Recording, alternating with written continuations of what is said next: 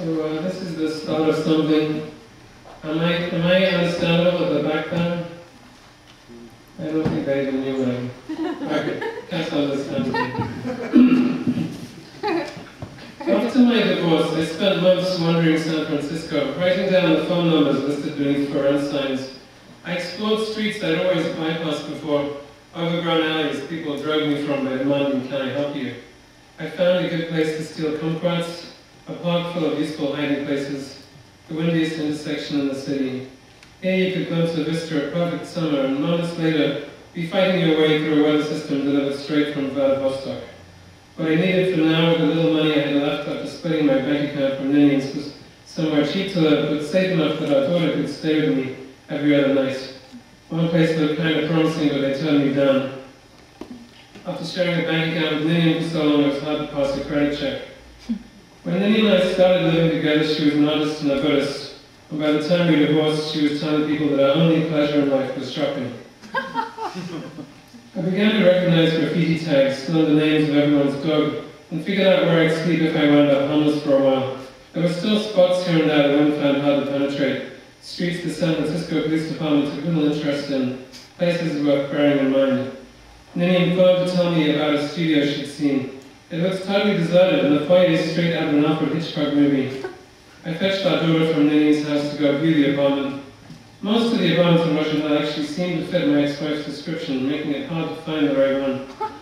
My daughter at this point seemed unfazed by the coming divorce. She was 7, and her main concern was that we find a place where she could have a cat. "Gah!" cried a baby in a passing stroller. "Gah! Gah! Gah! Gah! Gah! Gah! Gah! Gah! Gah! Gah!" I felt I understood what he was getting at. The lobby had been restored to a quote gold plate. There was a spidery chandelier, and the manager who showed us around had clearly recently been in a fight. That might have been a warning to me, as might his eagerness to accept me without examining my credit history. Entering the studio, his manner was almost apologetic. The mood a room first inflicts on you is important. There was a dusty hardwood floor, and no furniture besides an exercise bicycle and a cracked mirror. "Gah," my daughter suggested. "Don't you start," I said. There was a tapping on the window pane that always stopped when I looked directly towards it. There was a cupboard where I could hear a sound like the ocean, and under a staircase that led up to a tiny mezzanine was a crawl space, closed off from the rest of the studio by a thick steel door with padlocks and latches. The floor of the crawl space had tracks and runners installed, and there was a window in the steel door made of inch-thick bulletproof glass. I avoided thinking about what this space could ever have been used for. Later, my daughter always refused to go in there, even when playing hide-and-seek, although it was about the only hiding place in the apartment. Her reaction at the time was simply, "This house is too small." She sat on the floor reading to me from a book of jokes I'd given her. "What does a monster eat after he's been to the dentist?" "I don't know." "The dentist." "What do you call the winner of a monster beauty contest?" "I don't know." "Ugly." "You can live in Thursday if you want," the manager said. My Uncle Miles' 4th funeral took place that weekend at the Second Church of Christ the Spiritualist in Pacific Heights. I went with Chloe, a woman I just met online. Right after getting my own apartment, I set up an internet dating profile. By this stage of the world, historical dialectic, the only viable mode of social interaction. Chloe listed her favorite book as the Tibetan Book of the Dead. Outside the church, I asked her what she did, and she said, "I never answered that question until the second date." As we entered the church, the officiating minister gave me a look saying I was underdressed for church, a look I hadn't encountered for decades now. I was so used to being married, I was having difficulty believing I was really on a date. "I'm sorry about your uncle," Chloe said. "What did he do?" "He produced a mildly racy theatrical review back in London in the 1970s. It folded after about a week. My parents had taken me to the opening night of the review. There was a sketch that began, "A lot of people think it was Christopher Columbus who discovered America, but that's a fallacy. Christopher Columbus actually discovered Aunt Erica." To the sound of whooping and tom-toms, a lot of Vikings, Welshmen, and Red Indians that came on stage to argue questions of presidents. Until Uncle Miles enrolled Aunt Erica wearing a feathered headdress, came on to explain that all actually involved Regis. Bernard Levin called the show uninspired.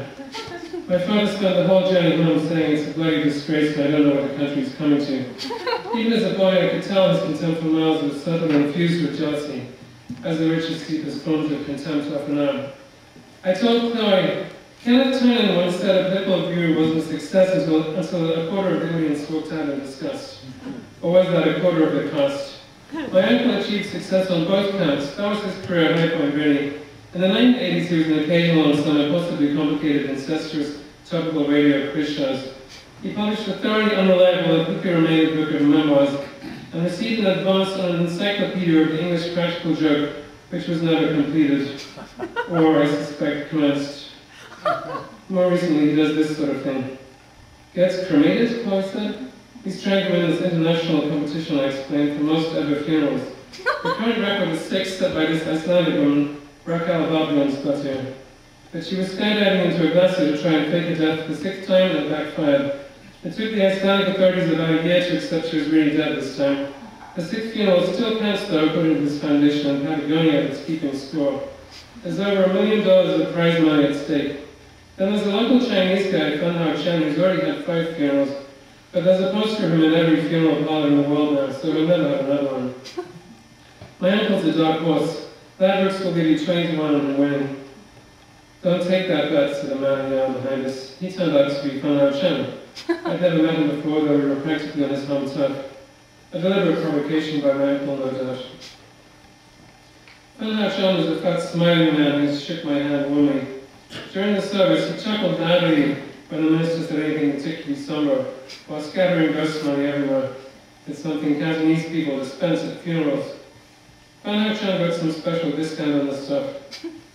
The minister seemed torn between the urge to tell him off for littering and her understanding of the importance of respecting other cultural traditions.